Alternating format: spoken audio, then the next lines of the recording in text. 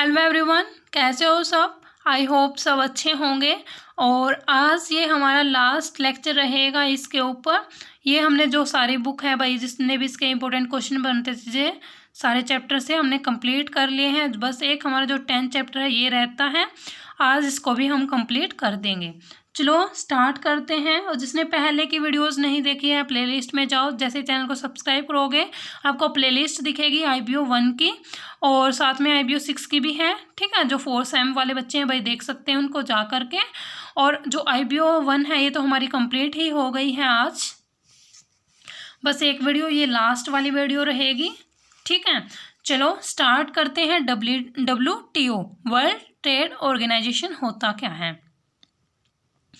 The World Trade Organization is an institutional organization that supervises and regulates global trade। इसमें बताया गया जो WTO है वो एक इंस्टीट्यूशनल ऑर्गेनाइजेशन है जो कि सुपरवाइज करता है, मतलब कि भाई उसको देखता है। ठीक है, और रेगुलेट का मतलब है कंट्रोल करता है ग्लोबल ट्रेड को। और इसका पर्पस क्या है। Its purpose is to establish rules for trade resolve dispute. जितने भी जो ट्रेडिंग के टाइम पर जो डिस्प्यूट्स आते हैं उनको सोल्व करता है कौन, WTO। ठीक है, between member countries and facilitate negotiation to reduce tariffs, उसको सोल्व करेगा। और जितने भी भाई जो भी डिस्प्यूट्स आए हैं कंट्रीज़ के बीच में उसको सोल्व करता है और भाई रिड्यूस करता है ट्रेड बैरियर्स को। अब देखते हैं WTO से पहले आया था भाई GATT। ठीक है, पहले वही देख लेते हैं GATT होता क्या है। देखो ये WTO से पहले आया था, तो मैं पहले आपको बताती हूँ। जो GATT है, GATT ने रिप्लेस किया था ITO को। ITO होता क्या, इंटरनेशनल ट्रेड ऑर्गेनाइजेशन थी, उसको रिप्लेस करके आया था GATT कब आया था, 1948 से 1994 तक रहा था भाई। और फिर GATT को रिप्लेस करके आया था WTO। ठीक है, चलो पहले GATT देखते हैं फिर WTO पढ़ेंगे। GATT की फुल फॉर्म क्या होती है, general agreement on trade and tariffs. देखो एक second. The general agreement on trade and tariff was sign किया गया था ये 23 कंट्रीज़ के द्वारा इन अक्टूबर 1947। जब सेकेंड वर्ल्ड वॉर हुआ था उसके बाद किया गया था ये। ठीक है, सेकेंड वर्ल्ड वॉर के बाद ये क्या हुआ था भाई, 1948 में मतलब कि कानूनी रूप से लिखा गया था इसको। ठीक है, मतलब ऑफिशियली आया था। और वैसे साइन कर दिया गया था 1947 में जब हम आज़ाद हुए थे। The purpose of WTO was to make international trade easier in 1995। इसका जो भाई GATT है, इसका जो मोटिव क्या था, पर्पस क्या था, जो ट्रेड है उसको ईजियर बनाना। ठीक है, पर भाई ये चेंज क्यों कर दिया गया वो देखो, क्योंकि ये डील करता था बस खाली गुड्स में। ठीक है, तो फिर भाई गुड्स को सर्विसेज पे तो देखनी थी ना हमें। अब इसके कुछ देखते हैं फीचर्स क्या हैं। इसका कोई भी लीगल स्टेटस नहीं था और लिमिटेड ऑब्जेक्टिव थे इसके। और ये डील्स करता था ओनली इन गुड्स। और डिस्प्यूट सेटलमेंट मतलब जो थी उसकी वो स्लो प्रोसेस थी और ये टेम्परेरी बॉडी था। ठीक है, अब देखते हैं जो प्रिंसिपल्स दिए हुए हैं इसके। नॉन डिस्क्रिमिनेशन, मतलब कि जो भेदभाव है भाई वो नहीं था। जो भी वहाँ पे जो फॉरेन की कंट्रीज है और जो डोमेस्टिक कंट्रीज सभी को इक्वल राइट मिलता था। Next one is reasonable restriction. जो रेस्ट्रिक्शंस थी वो मतलब रीजनेबल लगाई हुई थी, ये नहीं भी सभी पर रेस्ट्रिक्शंस लगाई हुई हो। कंसल्टेशन, मतलब जो दो कंट्रीज हैं तो कंसल्टेशन करके भाई जो प्रॉब्लम्स हैं उनको सोल्व किया जाता था। तो ये था हमारा GATT। अब देखते हैं WTO होता क्या है। हमने वो तो पढ़ लिया ना। जो WTO है इसका हेडक्वार्टर कहाँ है, इसका हेडक्वार्टर है स्विट्जरलैंड में। देखो भाई, it is an international organisation. ये एक इंटरनेशनल ऑर्गेनाइजेशन है जो कि हेल्प करता है कंट्रीज़ को ट्रेड करने में विद ईच अदर और अदर स्मूथली। देखो इसमें बताया गया है कि इंटरनेशनल ऑर्गेनाइजेशन है जो हेल्प करता है कंट्रीज़ को आपस में ट्रेड करने के लिए smoothly. The world trade organisation founded on 1 January 1994। जब 1994 में कौन सा बंद कर दिया गया था, GATT बंद कर दिया गया था, तो उसके बाद मतलब उसका जगह किसने ले ली थी, WTO ने ले ली थी। ठीक है, रिप्लेस कर दिया गया था GATT की फुल फॉर्म क्या है, general agreement on tariff and trade. 1947 में आया था ये और 1994 में बंद कर दिया गया था। और ये क्या करता है, ये करता था जो reduce tariff and tariff barrier को रेड्यूस करता था, वो प्रमोट करता था फ्री ट्रेड को। और जो इसके साइन है भाई, जो WTO है उसके साइन जो मेंबर कंट्रीज़ है वो 123 मेंबर कंट्रीज़ के द्वारा साइन किए गए थे, पर अब इसमें 164 कंट्रीज़ शामिल हैं।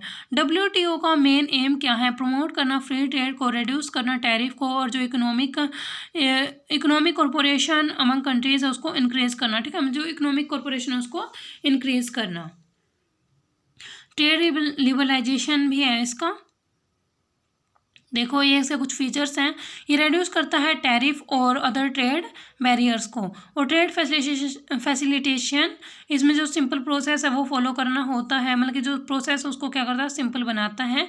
जो डिस्प्यूट है उनको सॉल्व करता है, और डेवलपमेंट करता है इकोनॉमिक ग्रोथ की, और प्रमोट करता है इकोनॉमिक ग्रोथ को, उसकी डेवलपमेंट करता है कंट्रीज़ की भी। ठीक है, तो ये था हमारा WTO। अब देखते हैं भाई इसका नेक्स्ट टॉपिक क्या है। इसका नेक्स्ट टॉपिक रहेगा ऑब्जेक्टिव बताने हैं हमें WTO के। देखते हैं ऑब्जेक्टिव क्या है, रेड्यूस ट्रेड बैरियर्स। देखो रेड्यूस ट्रेड बैरियर्स में क्या लिखा गया है, remove tariffs, quotas and other obstacles to free trade. जो ट्रेड बैरियर्स है उसको रिमूव करता है। नेक्स्ट वन इज प्रमोट करता है फ्री ट्रेड को, मतलब जो ट्रेड बैरियर्स है भाई वो रिमूव कर दिए, जो कोटा है उसको रिमूव कर दिया गया है, तो फ्री ट्रेड होगी, उसको प्रमोट करता है। इंक्रीज इकोनॉमिक कॉरपोरेशन, जो इकोनॉमिक कॉरपोरेशन उसको इंक्रीज करता है, जो कि म्यूचुअल बेनिफिट हो उनको अचीव कर सके। और एनहेंस ट्रेड फैसिलिटी, जो ट्रेड फैसिलिटेशन है, मतलब जो भाई जो प्रोसीजर्स थे उनको सिंपल बना दिया गया है, इतनी हर्डल्स फेस नहीं करनी पड़ेगी, जो लेंथी प्रोसेस थे वो सिंपल कर दिए गए हैं। Resolve trade disputes, provide a framework for resolving disputes and promoting fair trade practices. ये प्रोवाइड करता है एक फ्रेमवर्क, किस तरीके से हमें डिस्प्यूट्स को सोल्व करना है और किस तरीके से हम फ्री ट्रेड प्रैक्टिसेस कर सकते हैं। नेक्स्ट है इसमें भाई प्रमोट इकोनॉमिक डेवलपमेंट। ये प्रमोट करता है जो इकोनॉमिक डेवलपमेंट, उसकी डेवलपमेंट हो। ठीक है, मतलब समझ गए ना आप। Next one is encourage foreign investment, जो मतलब फॉरेन में जाके भाई इन्वेस्टमेंट करने के लिए भी एनकरेज करता है। इनोवेशंस, नए नए आइडियाज़ आते हैं क्योंकि हमारे पास इतना मतलब कि बर्डन नहीं रहता।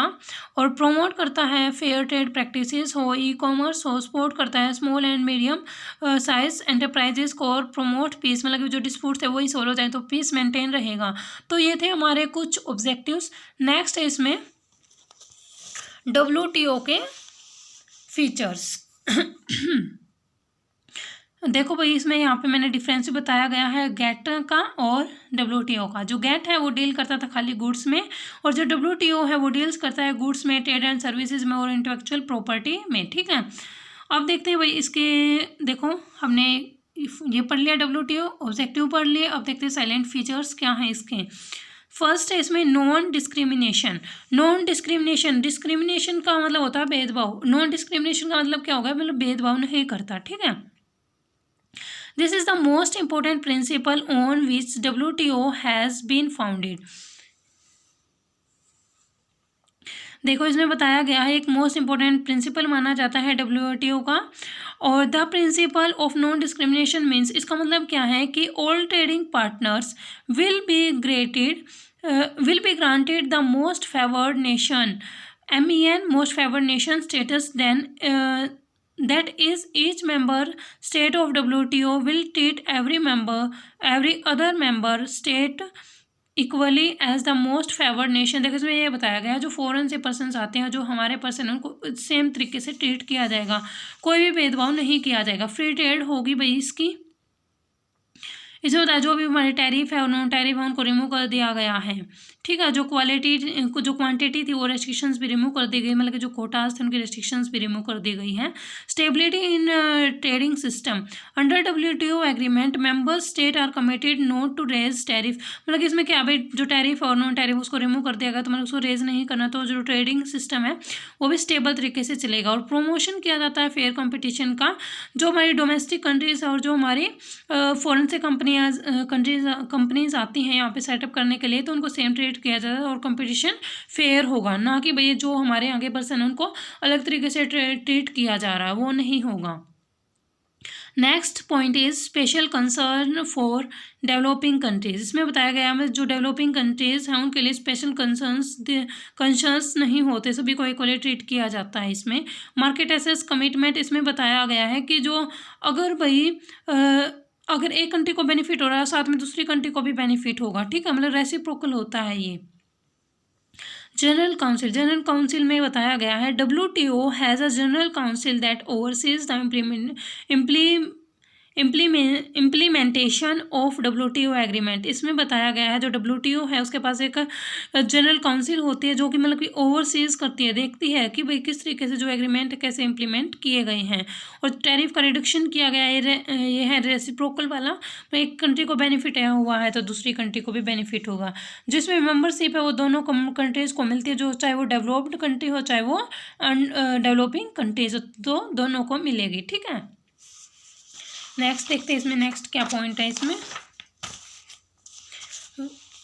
वाइडर रेंज ऑफ इशू, जो भाई ये वाइड रेंज होती है इशू की, ठीक है। WTO मतलब कि बहुत सारी चीज़ों में डील करता है, मैंने बताया था गुड्स एंड सर्विसेज में करता है और इंटेलेक्चुअल प्रॉपर्टी राइट में करता है, मतलब वाइडर रेंज है इसकी, ठीक है।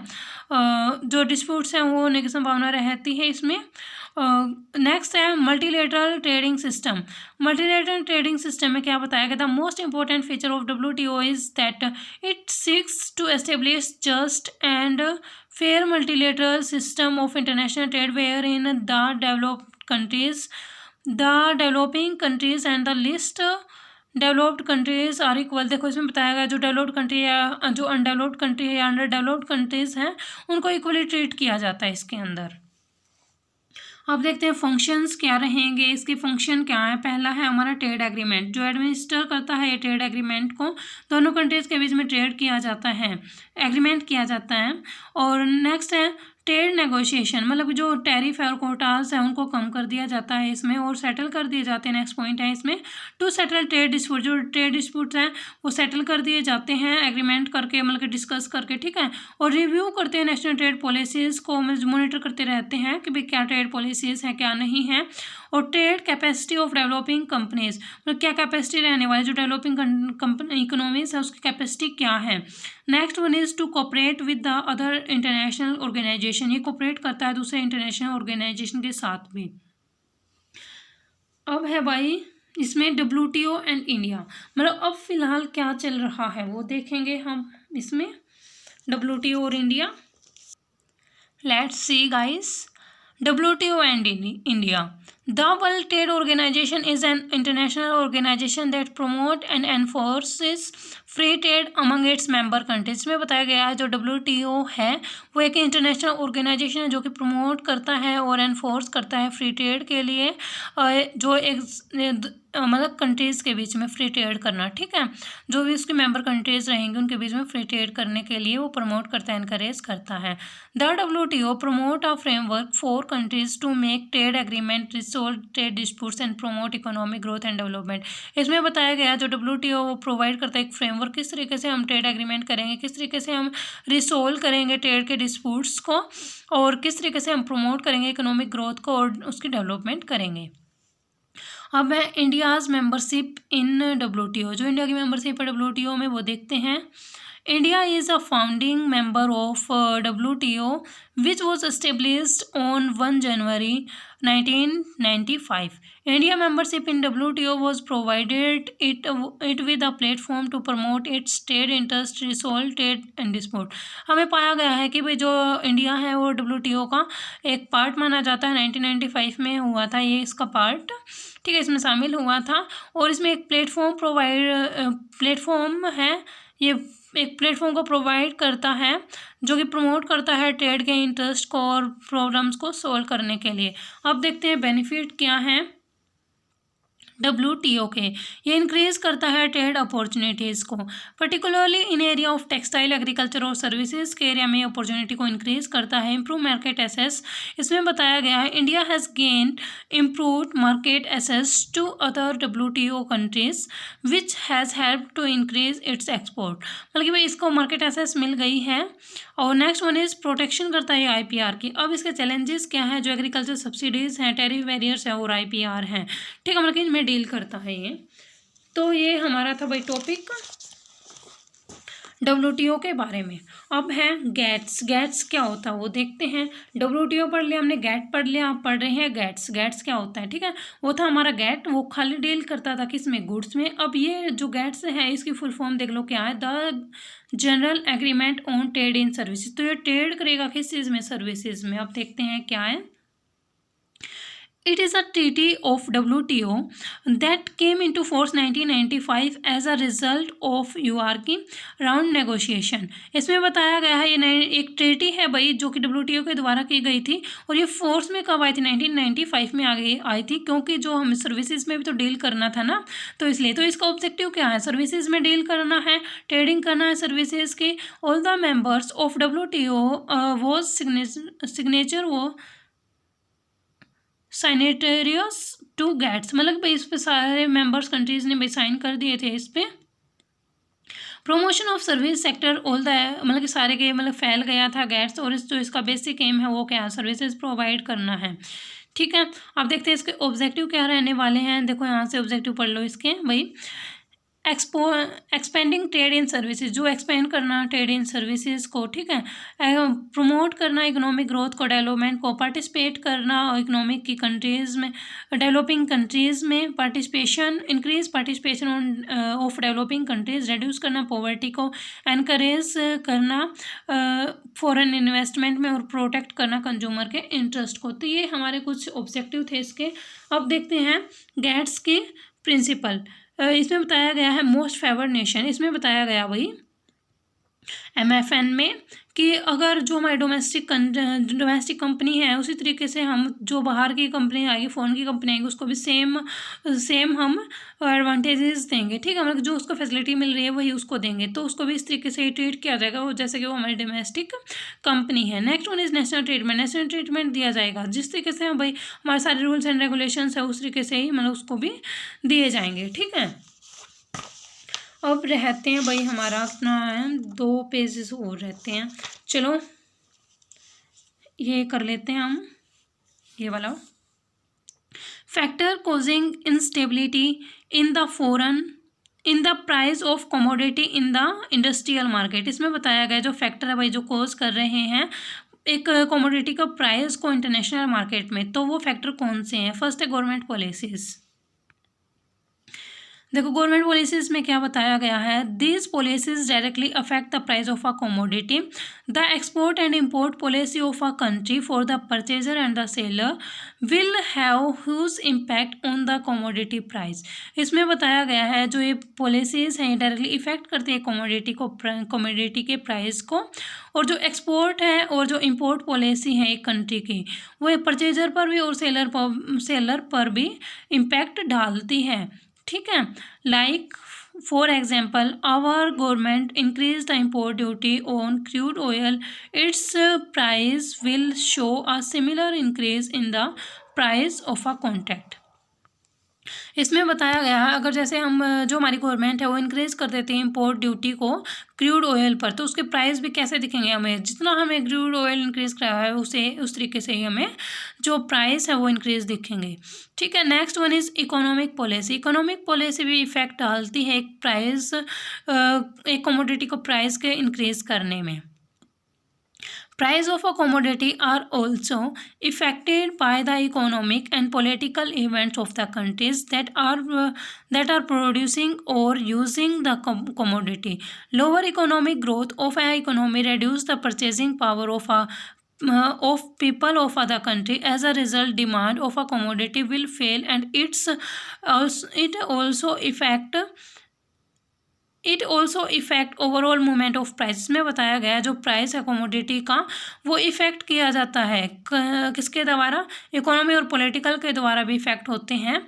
अगर जो इकोनॉमी की ग्रोथ है वो कम है तो जो परचेजिंग पावर है वो भी कम होगी भाई जो पीपल हैं कंट्री के, तो उससे क्या होगा जो प्राइस है कमोडिटी का वो भी उस पर भी इफेक्ट पड़ेगा। Next one is storage and transportation. All the kind of the commodity need to be store, मतलब जितने टाइप की कमोडिटी होती है भाई उसको स्टोर करने के लिए भी कुछ चाहिए होता है, ठीक है। It is not another financial product so inventory cost and the जो स्टोरेज कॉस्ट है मतलब कि इफेक्ट डालती है भाई उसको भी। और डिमांड और सप्लाई, अगर भाई उस चीज़ की डिमांड नहीं होगी तो वो भी तो भाई, अगर मान लो हमने सप्लाई जो हमने प्रोडक्शन है वो ज़्यादा कर रखी है, जो उसकी डिमांड नहीं है तो हम सप्लाई कहाँ से करेंगे, तो उस पर भी तो इफेक्ट होगा ना भाई। अगर फिर हमने उसके जो प्राइस है उसको लो करना पड़ेगा तो तभी हमारे वो जो सेल है वो हो पाएगी। वेदर सिचुएशन, अगर मान लो भाई हमने सर्दियों के कपड़े बना रखे हैं और वो हम जैसे गर्मी आ जाती है, ठीक है, तो फिर हमारे वो बिकते नहीं, तो वेदर सिचुएशन पे इस पे भी तो इफेक्ट होता है ना वेदर के कारण भी। तो भाई आज की वीडियो हम यहीं पे एंड करते हैं, एक सेकेंड पार्ट लेके आएंगे चैप्टर नंबर 10 के ऊपर, नहीं तो बहुत लंबी वीडियो हो जाएगी, 2-3 पेजेस और रहते हैं अभी इसके, तो वो हम नेक्स्ट वीडियो में करेंगे। सो इस चैनल को सब्सक्राइब करना ना भूलना और इसके सेकेंड वीडियो को देखना ना भूलना, ठीक है।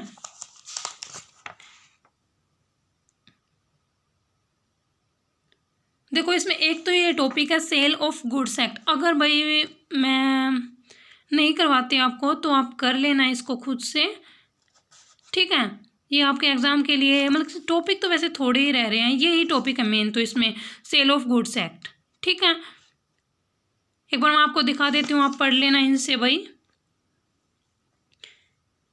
जो एग्रीकल्चर प्रोडक्ट है इन पे क्या एग्रीमेंट रहते हैं, और वैसे आई थिंक ये क्वेश्चन इतना इम्पोर्टेंट नहीं है, इसमें इम्पोर्टेंट क्वेश्चन बनता है ये वाला, सेल ऑफ गुड्स एक्ट 1930।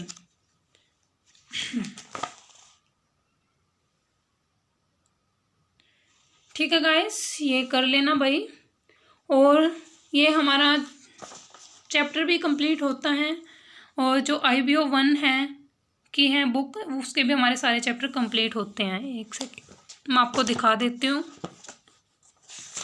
देखो जोन से मैंने हाईलाइट कर रखे हैं, ये इंपॉर्टेंट चैप्टर है, आप प्लेलिस्ट में जाके देख लो भाई। और कोई सा चैप्टर बचता है तो आप कमेंट कर देना, मैं उस पर वीडियो बना दूंगी, ठीक है।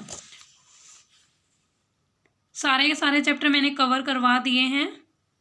So thank you guys for watching this video, और चैनल को सब्सक्राइब करना ना भूलना, like the videos and share the videos.